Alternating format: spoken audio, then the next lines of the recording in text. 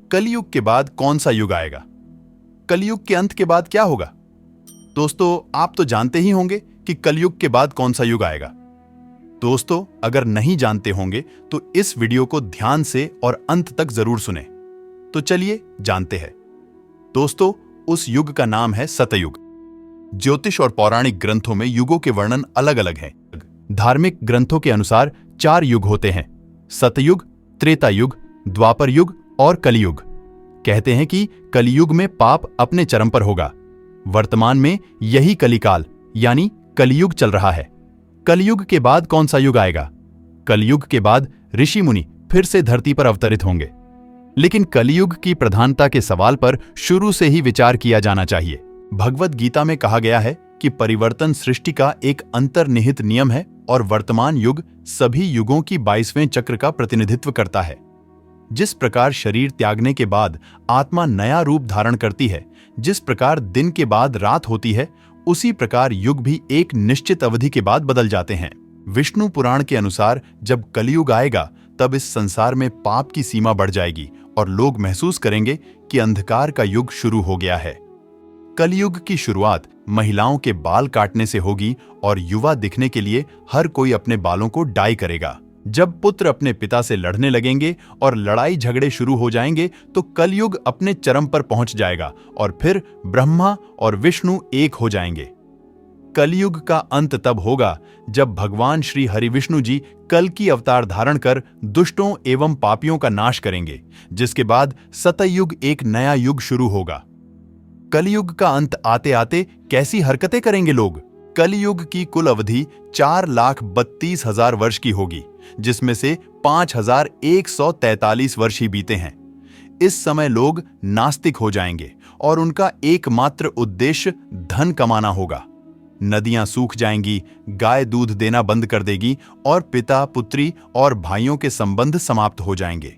कलयुग का अंत महान युद्धों, बाढ़ों, अकालों और बीमारियों का गवाह बनेगा, जो मानव जीवन को 12 वर्ष तक कम कर देंगे। हालांकि कलयुग के अंत के बाद सतयुग शुरू होगा, जहां भौतिक सुखों के बजाय मानसिक सुखों पर ध्यान दिया जाएगा और घृणा के बजाय प्रेम पर जोर दिया जाएगा। सतयुग की कुल अवधि 17,28,000 वर्ष की होगी और मनुष्य की आयु 4,000 से 10,000 वर्ष तक होगी। भागवत गीता हमें सिखाती है कि यह परिवर्तन अपरिहार्य है और यह सभी युगों के परिवर्तन का 20वां चक्र है। इसका अर्थ है कि यह युग पहले भी 22 बार आ चुका है। जैसे हमारी आत्मा मृत्यु के बाद शरीर को त्याग कर दूसरा रूप धारण कर लेती है, वैसे ही एक निश्चित अवधि के बाद युग बदल जाता है। विष्णु पुराण में कलयुग से जुड़ी एक कथा प्रचलित है, जिसमें कहा गया है कि जब इस संसार में पाप की सीमा बढ़ जाएगी तो कलयुग का अंत समीप होगा। तब लोग पहचानेंगे कि अंधकार का युग शुरू हो चुका है। कलयुग की शुरुआत स्त्रियों के बालों से होगी। जहां स्त्रियां अपने बालों को अपना आभूषण मानती हैं, वही कलयुग में वे उन्हें काटने लगेंगी। पुरुष और स्त्री युवा दिखने के लिए अपने बालों को रंगेंगी और हर कोई अपनी उम्र छिपाना चाहेगा। जब कोई पुत्र अपने पिता पर हाथ उठाता है तो इसका अर्थ है कि कलयुग शुरू हो गया है। जब हर घर में लड़ाई शुरू हो जाएगी तो कलयुग अपने चरम सीमा पर पहुंच जाएगा। जब अंधकार का युग हम पर हावी होने लगेगा, तब भगवान श्री हरि विष्णु कल की अवतार लेंगे और इस अंधकार रूपी कलयुग का अंत करेंगे। कलयुग की शुरुआत 3012 ईसा पूर्व हुई थी, जब मेष राशि में मंगल, शुक्र, बुध, बृहस्पति शनि शून्य अंश को पार कर चुके थे। ब्रह्म पुराण के अनुसार कलयुग का अंत जब आ जाएगा तब मनुष्य की आयु 12 वर्ष तक चलेगी। नदियां सूखने लगेंगी, मनुष्य सिर्फ धन के पीछे भागने लगेगा, लड़कियां असुरक्षित होंगी, पिता, पुत्री और भाई का कोई संबंध नहीं होगा। भाई अपने ही भाई के खून के प्यासे होंगे। जिनके पास धन होगा वही इस युग के अंत तक शासन करेंगे। शिव पुराण में कलयुग का उल्लेख है। कलयुग के अंत में भगवान विष्णु कल की रूप धारण करेंगे और दुष्टों एवं पापियों का विनाश करेंगे और एक बार फिर धर्म की स्थापना करेंगे। शिव पुराण में कलयुग का उल्लेख इस प्रकार है: जब कलयुग अपने चरम पर होगा तो लोग गलत काम करने लगेंगे, दूसरों की निंदा करने लगेंगे और दूसरों के धन को हड़पने की कोशिश करने लगेंगे। कलयुग के अंत में मनुष्य नास्तिक बन जाएंगे। लोगों को धोखा देना मनुष्य का पहला काम होगा। कलयुग के बाद कैसा होगा सतयुग? कलयुग की समाप्ति के बाद जो नया युग आएगा वह सतयुग के नाम से जाना जाएगा। सतयुग की कुल अवधि 17,28,000 वर्ष की होगी और मनुष्य की आयु 4,000 से 10,000 वर्ष तक होगी।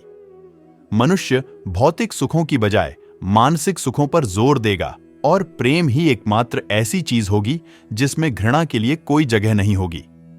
मनुष्य का सर्वोच्च ज्ञान फिर से स्थापित हो जाएगा। सतयुग में लोग आध्यात्मिक और नैतिक मूल्यों पर केंद्रित एक सरल और संतुष्ट जीवन व्यतीत करेंगे। लालच और भौतिकवाद के लिए कोई जगह नहीं होगी और लोग प्रकृति के साथ सद्भाव से रहेंगे। रोग और कष्ट न्यूनतम होंगे और जीवन प्रत्याशा कलयुगी तुलना में बहुत अधिक होगी। हिंदू पौराणिक कथाओं के अनुसार सतयुग के बाद त्रेता युग, द्वापर युग और फिर से कलयुग होगा। यह चक्र दुनिया के अंत तक जारी रहेगा और फिर से इस सृष्टि का एक नया चक्र शुरू होगा। सतयुग में मनुष्य उच्च नैतिक मूल्यों के साथ सरल जीवन व्यतीत करेगा और आध्यात्मिकता से गहराई से जुड़ा रहेगा। लोगों में ईश्वर को देखने की शक्ति होगी और ध्यान और आध्यात्मिक अभ्यासों के माध्यम से ईश्वर के साथ संवाद करने में सक्षम होंगे। कोई हिंसा या संघर्ष नहीं होगा और हर कोई सद्भाव और शांति से रहेगा। सतयुग के बाद कैसा होगा त्रेता युग? सतयुग के बाद त्रेता युग जो होगा वो 12,96,000 वर्षों तक चलेगा। इस युग में लोग भौतिकवादी गतिविधियों पर अधिक ध्यान देंगे और महत्वाकांक्षा और शक्ति की ओर उनका रुझान होगा। हालांकि उनका अभी भी आध्यात्मिकता के साथ एक मजबूत संबंध होगा और वे धार्मिकता के मार्ग पर चलेंगे। अगला युग द्वापर युग जो 8,64,000 वर्षों तक रहेगा। इस युग में लोगों में धन और भौतिक संपत्ति की अधिक इच्छा होगी और प्रौद्योगिकी और वैज्ञानिक प्रगति पर अधिक ध्यान दिया जाएगा। आध्यात्मिकता अभी भी मौजूद रहेगी, लेकिन यह प्राथमिक ध्यान नहीं होगा।